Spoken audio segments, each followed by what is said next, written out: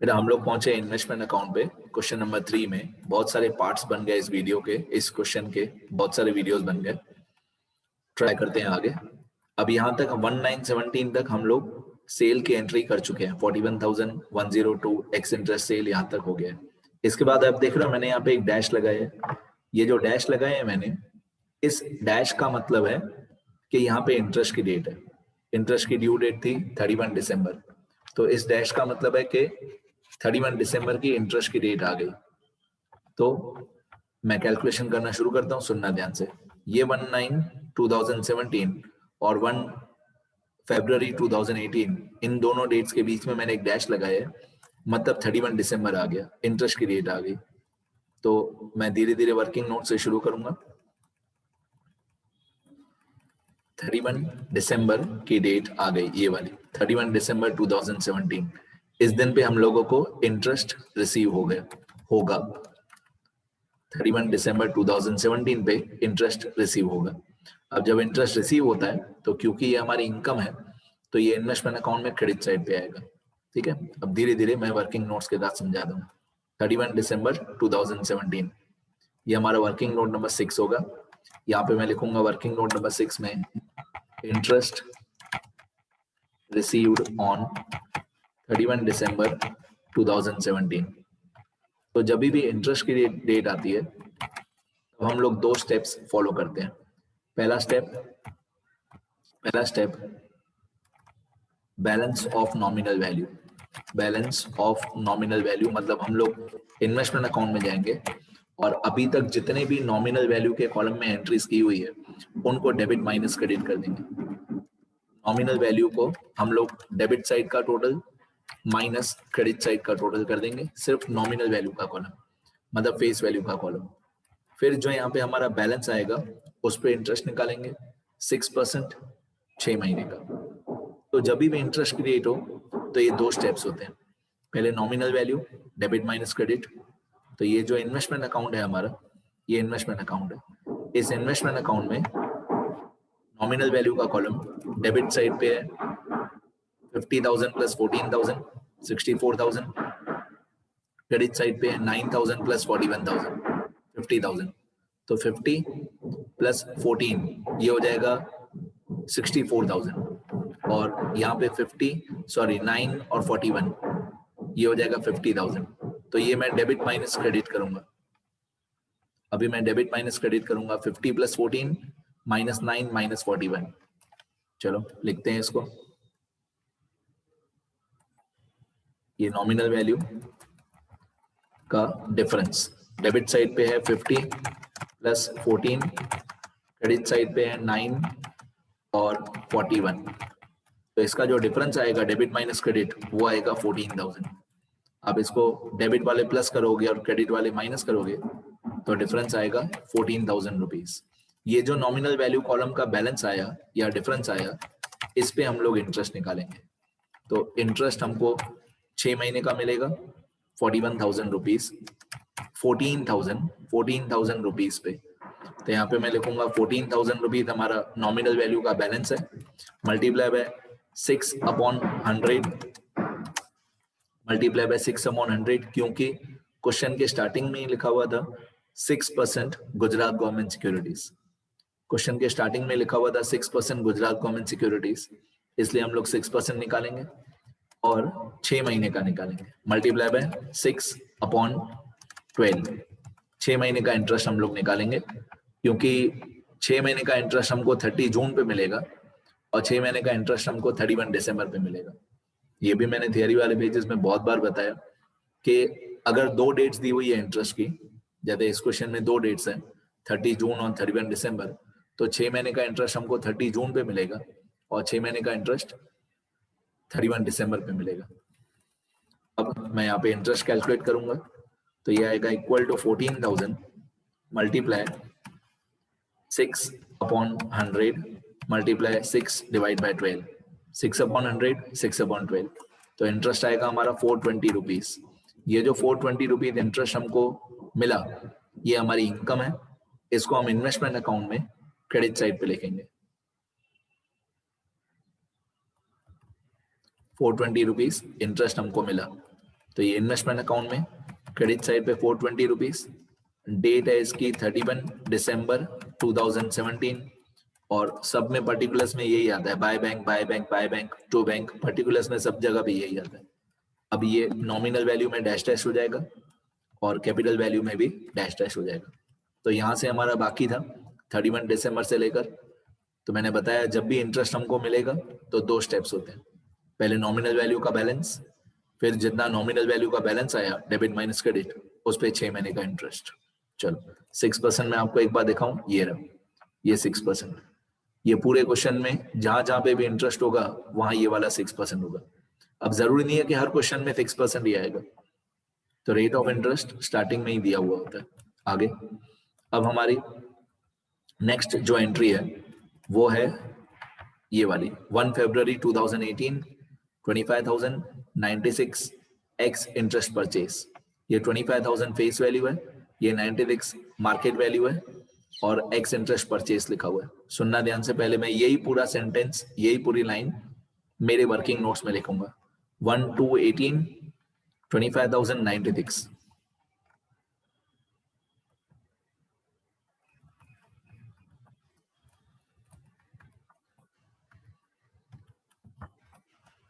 अब इसको मैं लिखूंगा यहाँ पे 1/2/18, यहाँ पे 1/2/2018, एक मिनट, 1/2/2018 लिखा। यहाँ पे लिखा हुआ था हम लोगों को एक्स इंटरेस्ट परचेज दिया हुआ था, मार्केट रेट दिया हुआ था 96%, और फेस वैल्यू मैं एक बार फिर से चेक कर लेता हूँ। फेस वैल्यू थी इसकी वाली 25,000, फेस वैल्यू 25,000। मैं यहाँ पे लिख देता हूँ फेस वैल्यू 25,000। ओके, दूसरी जगह पे शोर था बहुत, इसलिए मैं यहाँ पे आ गया। तो 1/2/18 पे फेस वैल्यू दी हुई है 25,000 और मार्केट रेट दिया हुआ है 96% और एक्स इंटरेस्ट परचेज दिया हुआ है। अब इसका वर्किंग नोट हमको बनाना पड़ेगा। इसका वर्किंग नोट बनाने से पहले जैसे हर ट्रांजैक्शन में मैं आपको बताता हूँ कि जो भी परचेज या सेल की ट्रांजैक्शन हो, वो शुरू करने से पहले हमेशा ये चेक कर लो कि इससे पहले इंटरेस्ट कब मिला था। जैसे अभी परचेज की डेट है 1/2/18, तो 1/2/18 से पहले इंटरेस्ट कब मिला होगा? ऑब्वियसली 31 दिसंबर पे मिला होगा। तो जब भी कोई भी परचेज की एंट्री हो या सेल की एंट्री हो, तो उसमें आप चेक कर लो कि इससे पहले इंटरेस्ट कब मिला था। तो 1/2/18 से पहले इंटरेस्ट कब मिला था? 31 दिसंबर 17 पे मिला था। तो ये कितना गैप हुआ? ये गैप हुआ हमारा 1 मंथ का। ये हमारा गैप हुआ 1 मंथ का, क्योंकि 31 दिसंबर तो दिसंबर खत्म हो गया, और 1 फरवरी मतलब फरवरी अभी जस्ट स्टार्ट हुआ है। फरवरी अभी जस्ट स्टार्ट हुआ है, तो 31 दिसंबर से लेकर 1 फरवरी के बीच में एक ही महीना होता है। कौन सा महीना? जनवरी का महीना। तो ये एक महीना हम लोगों को काम आएगा इंटरेस्ट निकालने में। अब जैसे परचेज और सेल की हमेशा कैलकुलेशन होती है, वही सेम कैलकुलेशन हम लोग लिखेंगे। परचेज ऑन 1 फरवरी 2018, यहाँ पे मैं लिखूंगा वर्किंग नोट नंबर 7, और इसके साइड में मैं लिखूंगा परचेज ऑन 1 फरवरी 2018। अब मैं एक परचेज का सेम फॉर्मेट कॉपी पेस्ट करके उसमें मैं खाली नंबर्स चेंज करूंगा। तो ये परचेज का फॉर्मेट है, ये सेम फॉर्मेट हम कॉपी पेस्ट करते हैं नीचे, और फिर अमाउंट्स सिर्फ चेंज करेंगे।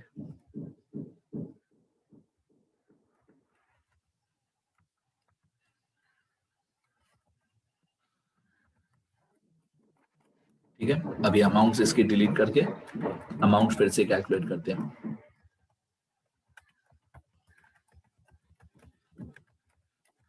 ठीक है, चलो, अब जो हम लोगों ने परचेज किया ऑन 1 फरवरी 18, उसकी फेस वैल्यू सबसे पहले 25,000 थी। फेस वैल्यू या नॉमिनल वैल्यू 25,000 थी। डन।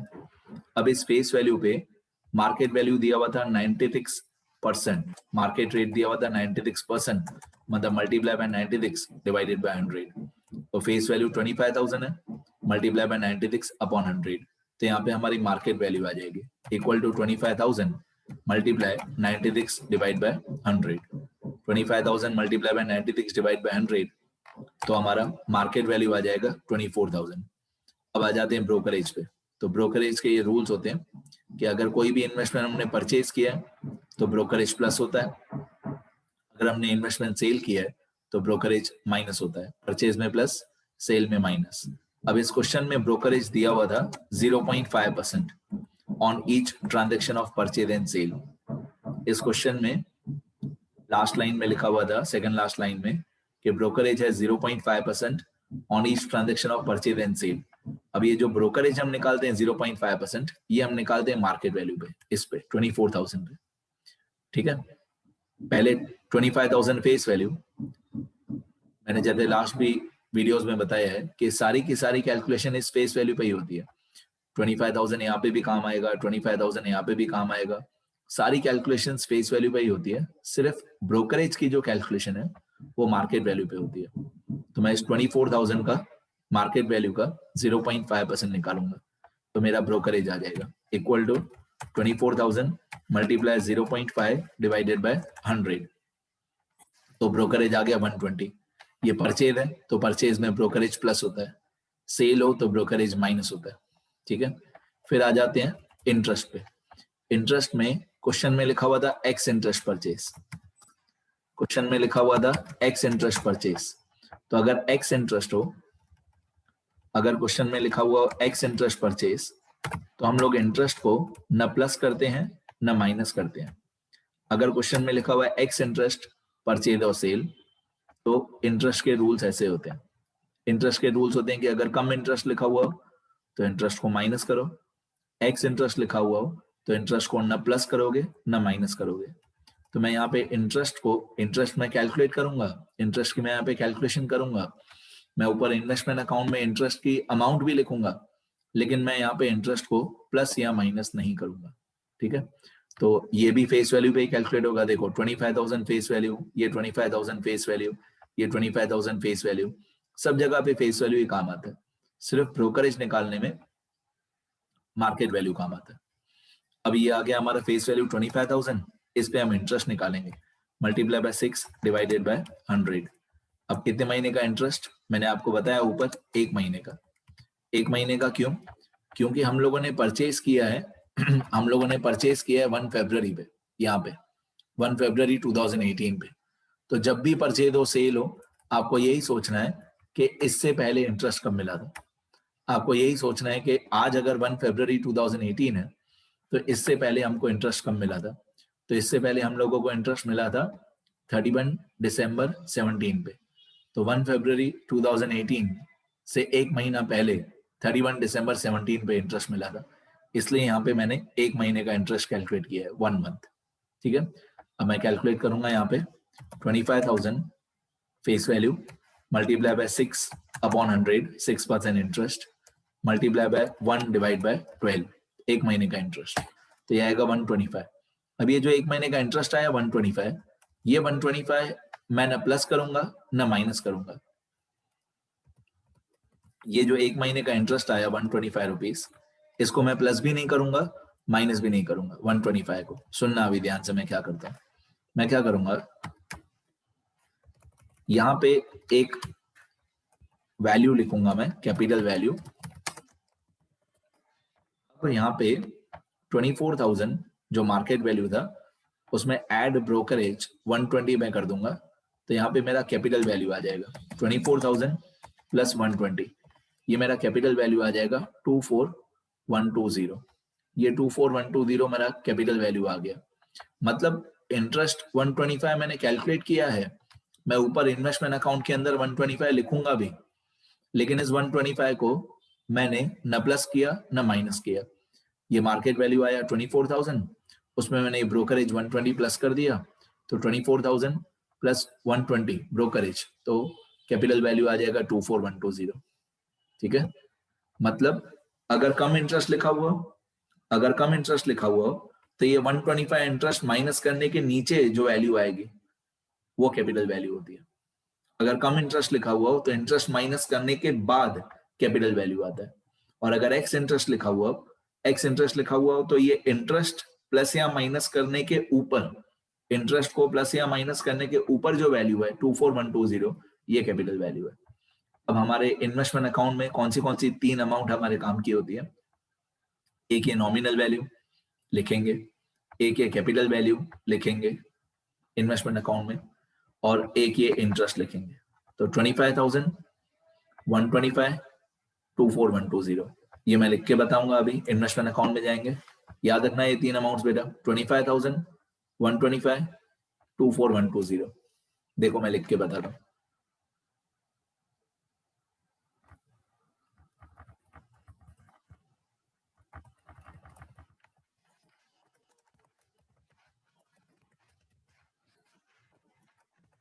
ये 25,000 नॉमिनल वैल्यू के कॉलम में लिखा मैंने, 25,000, 125 मैंने इंटरेस्ट के कॉलम में लिखा, और 24120 मैंने कैपिटल वैल्यू के कॉलम में लिखा।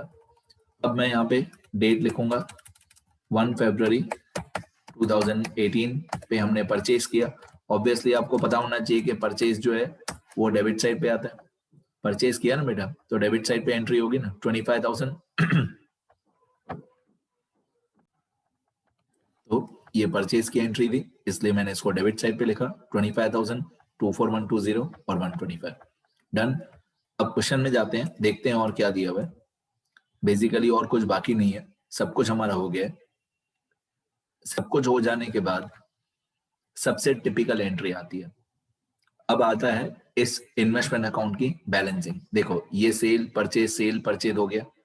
99% ऐसे ही क्वेश्चन होते हैं जिसमें 4 ट्रांजेक्शन होती है, 2 सेल की, 2 परचेज की, हो गया। फिर ये 2 ट्रांजेक्शन होती है जो यहाँ पे 2 डैश लगाए हैं इंटरेस्ट की। तो 99% यही सब होता है किसी भी क्वेश्चन में। 2 परचेज की एंट्री होती है, 2 सेल की एंट्री होती है, 2 यहाँ पे डैशेस लगेंगे, इंटरेस्ट की एंट्री होंगी, एक ओपनिंग बैलेंस होगा ये वाला 50,000 और 51,400, ये सब हमने कर दिया। अब आता है बैलेंसिंग, जो कि बहुत हार्ड है। एक एक कॉलम करके मैं बैलेंसिंग बताते जाऊंगा, सुनना ध्यान से। ये ब्रोकरेज वाली पॉइंट भी हो गई। ये जो फीफो लिखा हुआ है फर्स्ट इन फर्स्ट आउट, ये बैलेंसिंग में काम आएगा। बाकी हमने सब बना दिया। अब मैं बैलेंसिंग शुरू करता हूँ। देखो ये हमारा जो इन्वेस्टमेंट अकाउंट है 6% गुजरात गवर्नमेंट सिक्योरिटीज अकाउंट, इसमें मैं सबसे पहले यहाँ पे टोटल करूंगा। पहले मैं नॉमिनल वैल्यू का डेबिट साइड का टोटल करूंगा। अब नॉमिनल वैल्यू का जो डेबिट साइड का टोटल है उसमें 3 अमाउंट है, 50,000, 14,000 और 25,000। तो नॉमिनल वैल्यू का डेबिट साइड का टोटल है 89,000। नॉमिनल वैल्यू डेबिट साइड का टोटल है 89,000, ठीक है। अब नॉमिनल वैल्यू का क्रेडिट साइड का टोटल, तो नॉमिनल वैल्यू का क्रेडिट साइड का टोटल है 50,000, डेबिट का टोटल है 89,000, क्रेडिट का टोटल है 50,000। तो ऑब्वियसली डिफरेंस आएगा 39,000, डिफरेंस आएगा 39,000 डेबिट माइनस क्रेडिट। अब हमारा अकाउंटिंग ईयर कंप्लीट होगा 31/3/2018 पे, क्योंकि शुरू हुआ था 1/4/17 पे, तो खत्म होगा 31/3/18 पे। तो मैं 31/3/18 पे लिखूंगा बाय बैलेंस कैरीड फॉरवर्ड, और डेबिट माइनस क्रेडिट करूंगा मैं। तो डेबिट का नॉमिनल वैल्यू का डेबिट का टोटल है 89,000 माइनस 50,000। तो 89,000 माइनस 50,000, बाकी बचा 39,000। तो इन नॉमिनल वैल्यू को टैली करना बहुत इजी होता है, सिर्फ डेबिट माइनस क्रेडिट। तो मैं साथ साथ में रूल्स भी लिखते जाऊंगा, सुनना ध्यान से। बहुत टिपिकल है बैलेंसिंग बेटा। अब मैं थियरी वाले पेजेस में जा रहा हूँ और मैं एक टॉपिक आपको लिख के दे रहा हूँ, ये बैलेंस कैसे करते हैं। मैं यहाँ पे पॉइंट नंबर 15 लिखता हूँ और इधर ले दे रहा हूँ मैं बैलेंसिंग। तो किसी भी इन्वेस्टमेंट अकाउंट की बैलेंसिंग कैसे करते हैं? पहले स्टेप 1 होता है, स्टेप 1 होता है nominal column, nominal value column. तो नॉमिनल वैल्यू कॉलम जो होता है उसका बैलेंस करने के लिए सिंपल है, सिर्फ डेबिट माइनस क्रेडिट कर दो। जस्ट फाइंड डिफरेंस, सिर्फ डिफरेंस फाइंड आउट करो, मतलब डेबिट के टोटल में से माइनस क्रेडिट का टोटल कर दो। डेबिट के टोटल में से क्रेडिट का टोटल सिर्फ माइनस कर दो, बस, और कुछ भी नहीं करना, और कुछ नहीं करना है। सिर्फ डेबिट के टोटल में से क्रेडिट का टोटल माइनस कर दो तो बैलेंसिंग हो जाएगा हमारा। हो गया इतना बैलेंसिंग। नॉमिनल वैल्यू का कॉलम सिंपल इसी तरीके से बैलेंस होता है, डेबिट माइनस क्रेडिट कर दो। ये थियरी वाले पेजेस में लिखना बाद में। अब आ जाते हैं हम लोग इंटरेस्ट के कॉलम में। मैं पहले रूल लिख दूं इंटरेस्ट के कॉलम का। इंटरेस्ट के कॉलम में मैंने आपको एक रूल बताया है कि अगर हमारे इंटरेस्ट की डेट्स और अकाउंटिंग ईयर की डेट्स अलग अलग हैं तो पहले हम लोग इंटरेस्ट अक्रू करेंगे, आउटस्टैंडिंग इंटरेस्ट निकालेंगे। मोस्टली 3 महीने का ही होता है, तो इस क्वेश्चन में भी ये रूल अप्लाई होगा। मैंने ये रूल ओपनिंग बैलेंस में भी बताया था, मैं फिर से एक बार बता देता हूँ। इंटरेस्ट का कॉलम टैली करने से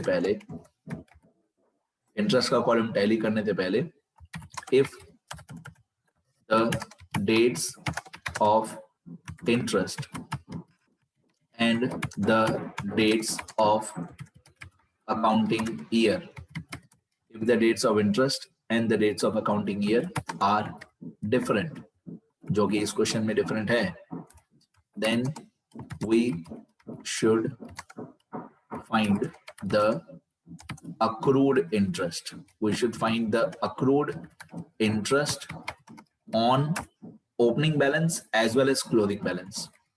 Opening balance of nominal value as well as closing balance as well as closing balance of nominal value. मतलब हम लोगों को इंटरेस्ट के कॉलम में टैली करने से पहले ये चेक करना है, इंटरेस्ट के कॉलम में टैली करने से पहले ये चेक करना है कि डेट सेम है कि डेट्स अलग है। तो हम लोगों को इंटरेस्ट अक्रू करना चाहिए। If the dates of interest and the dates of accounting year are different, then we should find the accrued interest on opening balance as well as closing balance of nominal value. वही मेरे को अभी बताना है। सुनो ध्यान से। अब मैं नॉमिनल कॉलम का बैलेंस तो मैंने फाइंड आउट कर लिया, डेबिट माइनस क्रेडिट। तो नॉमिनल कॉलम का बैलेंस था 39,000। जैसे ये ओपनिंग बैलेंस था 50,000, तो मैंने इस 50,000 पे भी इंटरेस्ट अक्रू किया था 3 महीने का। ओपनिंग बैलेंस पे भी 3 महीने का इंटरेस्ट अक्रू किया था। उसी तरीके से ये क्लोजिंग बैलेंस जो है 39,000, इस पे भी मैं यहाँ पे इंटरेस्ट अक्रू करूंगा। 31/3/2018 मैं यहाँ पे लिखूंगा बाय इंटरेस्ट अक्रूड, और इस 39,000 रुपीज पे मैं यहाँ पे इंटरेस्ट अक्रूड कैलकुलेट भी करूंगा। यहाँ पे इंटरेस्ट के कॉलम में बीच वाले कॉलम में लिखूंगा भी। 3 महीने का क्यों, मैं वो बता दूं 3 महीने का क्यों, क्योंकि हमारा अकाउंटिंग ईयर खत्म होगा 31 मार्च 18 पे। हर ट्रांजेक्शन में यही सोचते हैं कि इससे पहले इंटरेस्ट कब मिला था, तो 31 मार्च 18 से पहले इंटरेस्ट कब मिला था, 31 मार्च 18 से पहले हमको इंटरेस्ट मिला था 31 दिसंबर पे। तो 3 महीने का अक्रू करना पड़ेगा 31 दिसंबर से 31 मार्च। अब मैं इसका एक वर्किंग नोट बनाऊंगा। Working note number 7। आप देख रहे हो कि इस आंसर में कितने ज्यादा वर्किंग नोट्स हैं। तो इस चैप्टर में ये वर्किंग नोट्स बनाना बहुत जरूरी है, बहुत इंपॉर्टेंट है, बनाने ही पड़ेंगे। तो इंटरेस्ट अक्रूड ऑन 31 मार्च 2018। अब जो हमारा क्लोजिंग बैलेंस है 39,000, उस पे जो हमारा क्लोजिंग बैलेंस आया नॉमिनल वैल्यू का, closing balance of nominal value आया, उस पे हम लोग 39,000 पे इंटरेस्ट अक्रूड निकालेंगे।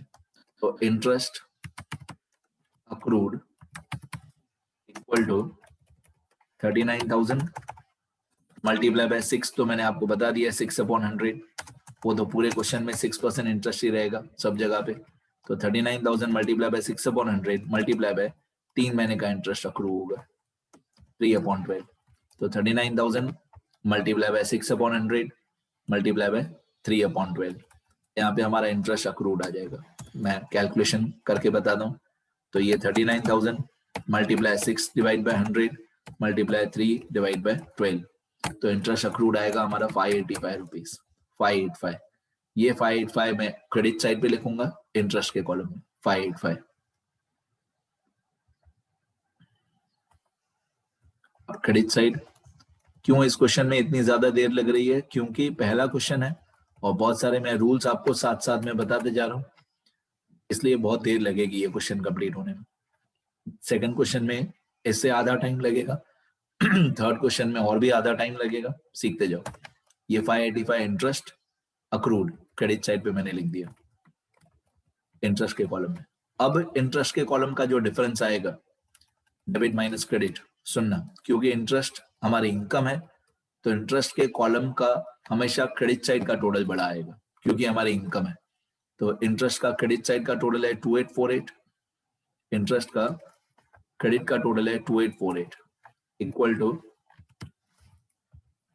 Equal to sum from 203 to 585। तो इंटरेस्ट का क्रेडिट का टोटल है 2848। अब मैं क्या करूंगा, ये जो 2848 आया ये क्रेडिट का टोटल है, अब मैं डेबिट का टोटल करूंगा तो डेबिट का टोटल है 945। अब मैं ऑब्वियसली डिफरेंस फाइंड आउट करूंगा। जैसे नॉमिनल वैल्यू का जो कॉलम था उसमें हमेशा डेबिट का ही टोटल बड़ा आएगा क्योंकि इन्वेस्टमेंट हमारा एसेट है, तो नॉमिनल वैल्यू में हमेशा डेबिट का टोटल बड़ा आएगा और हमेशा balance carry forward credit side पे आएगा। उसी तरह इंटरेस्ट हमारी इनकम है तो हमेशा इंटरेस्ट का क्रेडिट का टोटल ही बड़ा आएगा क्योंकि इनकम है तो क्रेडिट का ही टोटल बड़ा होगा। 2848 माइनस 945, तो डिफरेंस हमेशा डेबिट साइड पे आएगा। 2848 माइनस 945, तो डिफरेंस आया 1903। ये जो 1903 डिफरेंस आया इसको हम ट्रांसफर कर देंगे to interest and dividend account. इसको इंटरेस्ट एंड डिविडेंड अकाउंट में ट्रांसफर कर देंगे 1903 को, और डेट साल की आखिरी डेट 31/3/2018 जिस दिन हमारा साल खत्म हुआ। बाकी नॉमिनल वैल्यू में डैश कर देंगे और कैपिटल वैल्यू में भी डैश कर देंगे। ठीक है, तो ये भी मैं रूल्स में आपको लिख के देता हूं कि इंटरेस्ट कॉलम में कैसे बैलेंसिंग किया मैंने। अब मैं थियरी वाले पेजेस में जाऊंगा। ये हमारे थियरी वाले पेजेस में 15 पॉइंट चल रही थी हमारी। नॉमिनल वैल्यू मैंने बताया, जस्ट फाइंड डिफरेंस। इंटरेस्ट मैंने आपको बताया कि इंटरेस्ट में पहले इंटरेस्ट अक्रूड निकालो,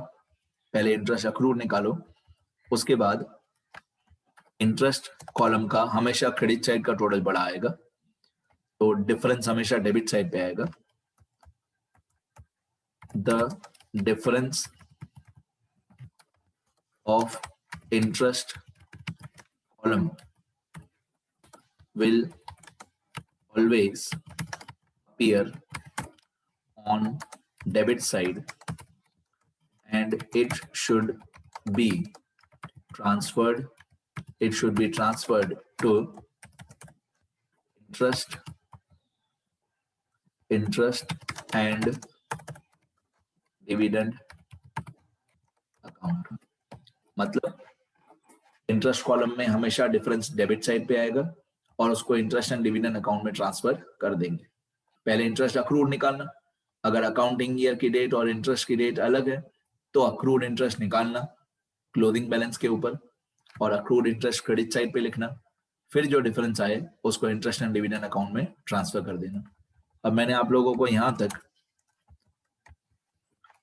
नॉमिनल कॉलम और इंटरेस्ट कॉलम को टैली करना बता दिया।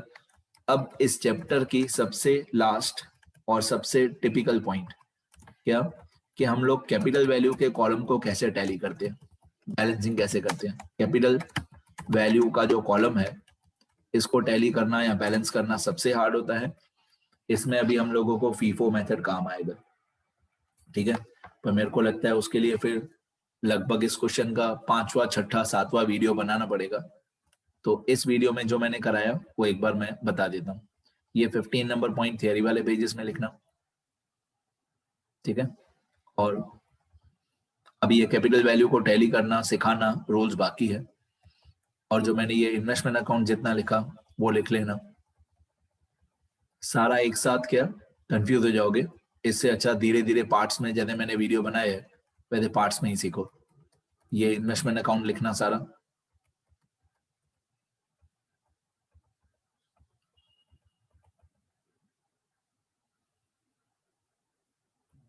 बस एक ही कॉलम बाकी है अभी हमारा। और ये वर्किंग नोट्स सारे लिखना, जितने ज्यादा वर्किंग नोट्स लिखोगे उतना अच्छी तरह समझ में आएगा।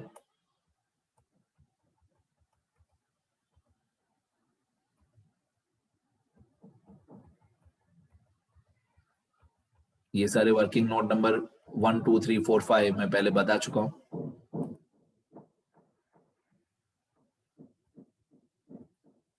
5 तक मैंने पहले ही बता दिया था। आज मैंने वर्किंग नोट नंबर 6 बताया।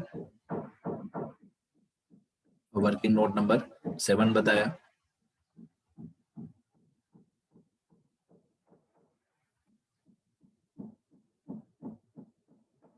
वर्किंग नोट नंबर 8 बताया आज। ठीक है, बाकी एक कैपिटल वैल्यू का कॉलम रह गया, वो हम नेक्स्ट वीडियो में ले लेंगे। ठीक है बेटा, इतना लिखना प्लीज अच्छी तरह।